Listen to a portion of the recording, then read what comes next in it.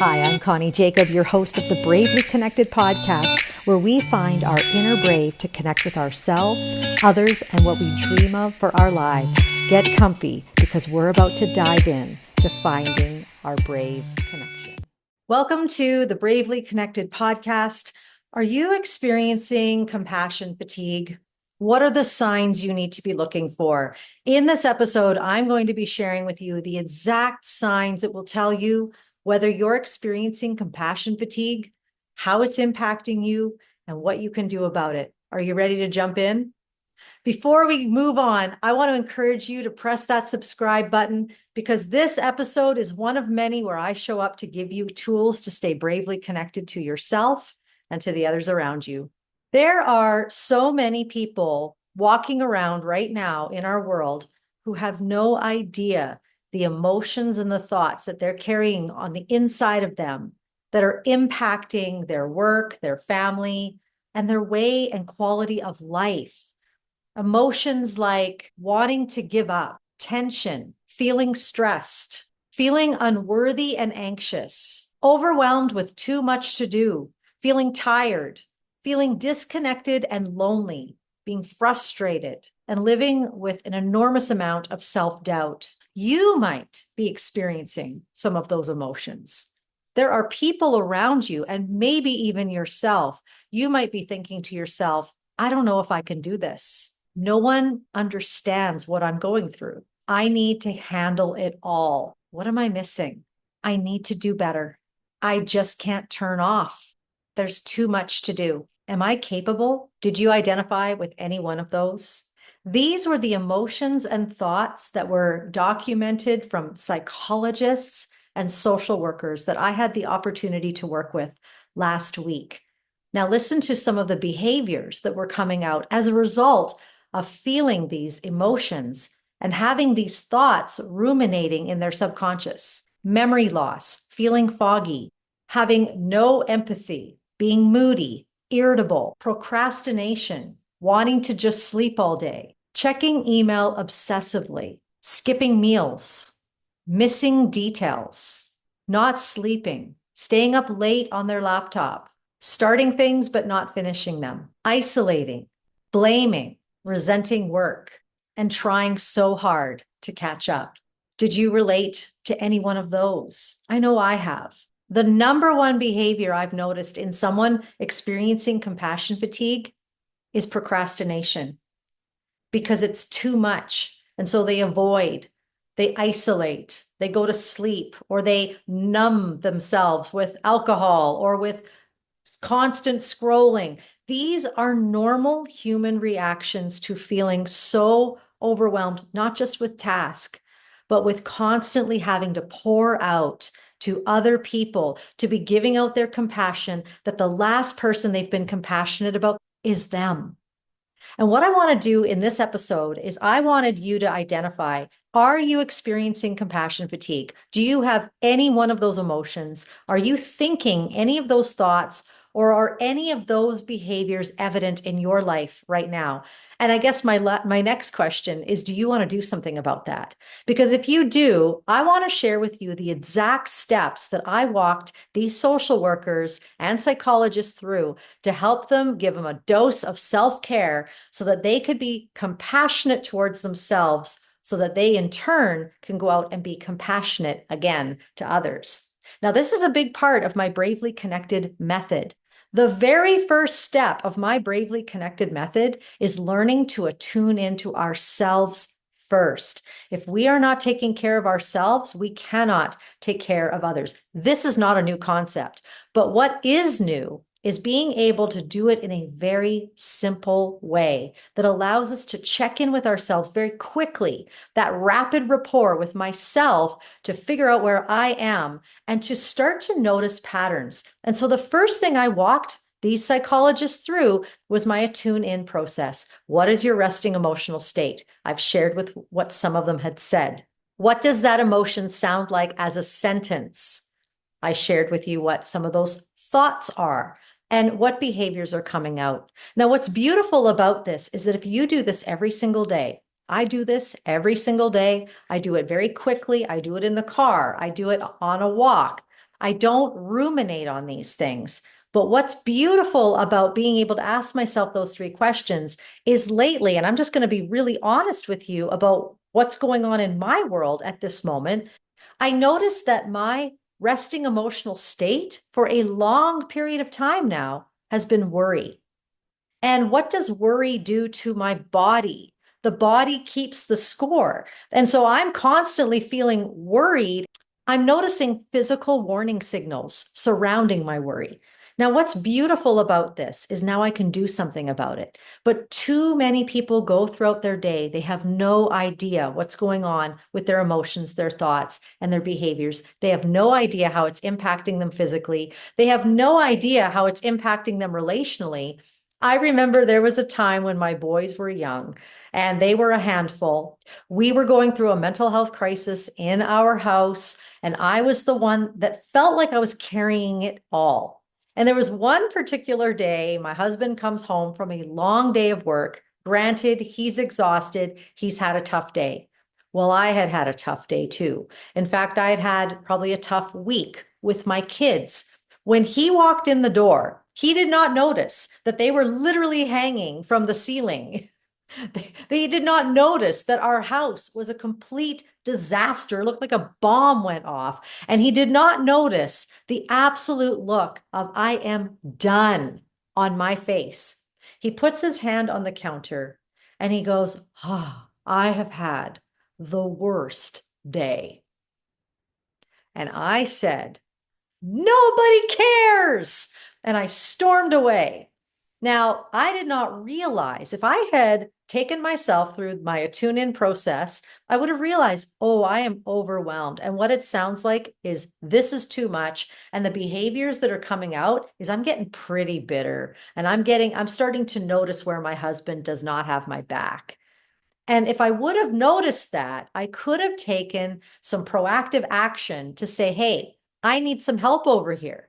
But I didn't. I expected Jedi mind tricks to work on my husband. He's clueless. I've had the worst day. He has no idea what I'm feeling. He doesn't know what I'm thinking. And he certainly hasn't seen the behaviors coming out, but he certainly noticed that. I had compassion fatigue. I was done with my kids. I was done with him. I needed a break.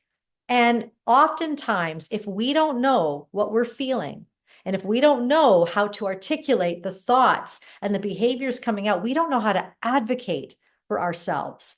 And so that becomes a very important step that I walk every leader through, every teacher through, every parent through. Know where you are so you know what you need. But don't just leave it there. Ground yourself in strength. What is the strength rising in you in the moment? Strength is a great way to anchor yourself when you're like, oh my goodness, I had no idea. I was so worried. I didn't know I was so overwhelmed. I didn't realize I was thinking that I'm not capable and I'm procrastinating. Oh, what a horrible human I am. What strength does is it grounds you to say, oh, there's still so much that you're doing right. You need to remind yourself of that. What it will do is it will keep you level instead of going into this deficit model that we often go in mental health, where everything is wrong with you. You're not doing anything right. The truth is that even if you're experiencing compassion fatigue, which might be showing up as irritability, telling your family, nobody cares. What's beautiful is that you're doing a lot of things right, and you need to acknowledge those things. Neurologically, that is very important for your brain to remember, I am doing things right. And so that was the second thing I walked them through, is to be able to remember the things that they are doing right, the things that are rising up inside of them, the grit, the resilience, the perseverance that's coming from having to face hard things. Sometimes we just want to get rid of hard things, but we'd never acknowledge the beauty and the gold that's rising in us by enduring some of these hard things.